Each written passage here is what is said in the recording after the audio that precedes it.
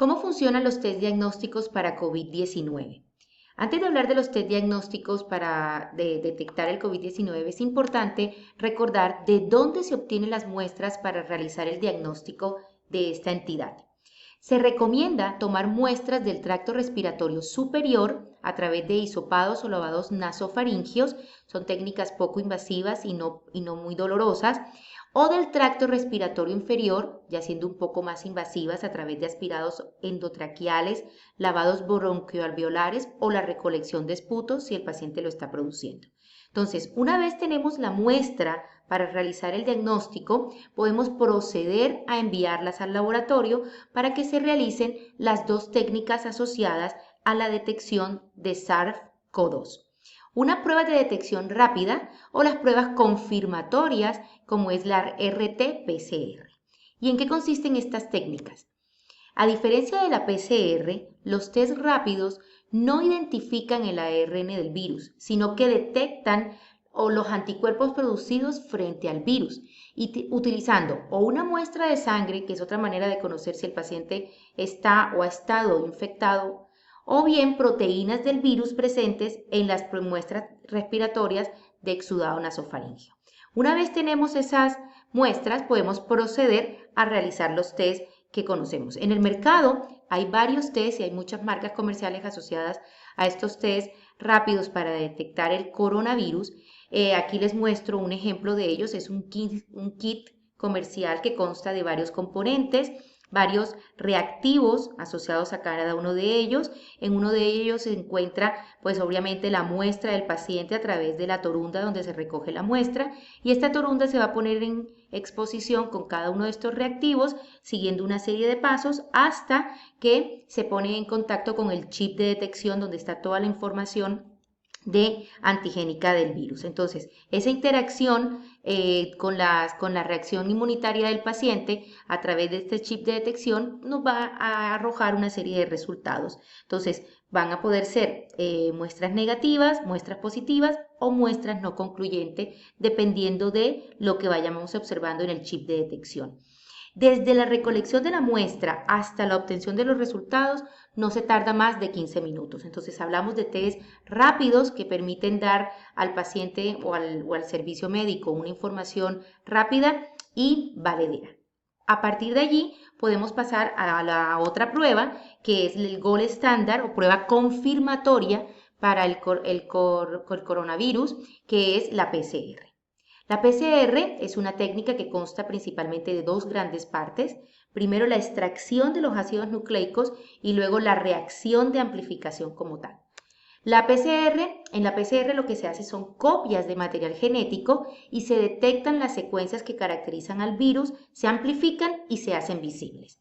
Cuando la muestra llega al laboratorio, lo primero que hay que hacer es inactivar el virus. Este proceso tarda entre unos 10 y unos 15 minutos. Posteriormente a ello, se extrae el material genético, que puede tardar alrededor de 20-30 minutos, y luego ya se inicia todo el proceso para realizar la PCR. Es decir, que desde que llega la muestra al laboratorio hasta la obtención de los resultados, estamos hablando de entre unas 4 y 5 horas que tarda el proceso. Entonces, podemos ver en qué consisten y cómo son estos test de detección del coronavirus específicamente asociado a la técnica del RT-PCR. El ADN constituye nuestro material genético, pero SARS-CoV-2 no contiene ADN de doble cadena, sino ARN de una sola cadena. Como las pruebas de PCR solo pueden hacer copias de ADN, primero hay que convertir el ARN en ADN. El ARN del virus se extrae de la muestra que comentamos, se purifica y se mezcla con unas enzimas llamadas transcriptasas inversas, que convierten el ARN de una sola cadena en ADN de doble cadena. Este ADN vírico se añade a todas las pruebas de la PCR y aquí ya ahí tiene pues todos los reactivos, entre ellos los cebadores, que son secuencias cortas de ADN diseñadas para unirse al virus, y a partir de allí se va creando toda nuestra molécula, toda nuestra copia de ADN. Entonces, la PCR Es una técnica de biología molecular que a través de cambios de temperatura y termociclaciones va haciendo todos los procesos que van tratando en primer lugar de desenrollar el ADN, permitiendo toda la unión de nucleótidos y se van creando todas las copias. Al final, este proceso continúa y en una repetición de pasos de calentamiento y enfriamiento obtenemos millones de copias de ADN. O sea que hasta este punto la PCR ha permitido amplificar el código genético del virus. Sin embargo, a partir de allí debemos detectarlo. Para la detección debemos continuar otros pasos y esto es a través de la adición de unos colorantes fluorescentes que se añaden a los tubos mientras se va haciendo la copia del ADN. Ese ADN que ha sido copiado va aumentando su fluorescencia y va emitiendo luz y esta luz va permitiendo confirmar la presencia del virus. La fluorescencia aumenta a medida que se producen más copias y si cruza un cierto umbral podemos decir que la prueba es positiva. Si el virus no estaba presente en la muestra, la prueba de PCR no habrá hecho copias y por tanto el umbral de fluorescencia no se alcanza y en estos casos diremos que la prueba es negativa. Entonces, en este punto tenemos ya el conocimiento de los test rápidos, ¿vale? Y del gol estándar o prueba confirmatoria que es la RT-PCR.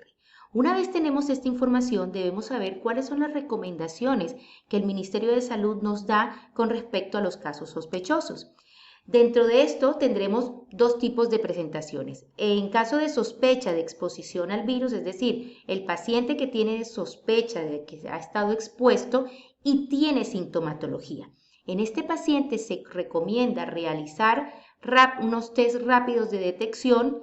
Si resultan positivos, se debe realizar la prueba confirmatoria de RT-PCR y si esta última arroja un resultado positivo, se deben iniciar todos los lineamientos y protocolos que establece el Ministerio de Salud para el tratamiento de COVID-19. Si por el contrario, el paciente que sospecha de exposición al virus y tiene sintomatología, se le hace la prueba rápida y es negativa, no requerirá la prueba confirmatoria. Sin embargo, la persona entrará en aislamiento obligatorio por mínimo 15 días bajo vigilancia médica. El otro escenario que se puede presentar es el paciente que tiene una exposición al virus confirmada y tiene sintomatología.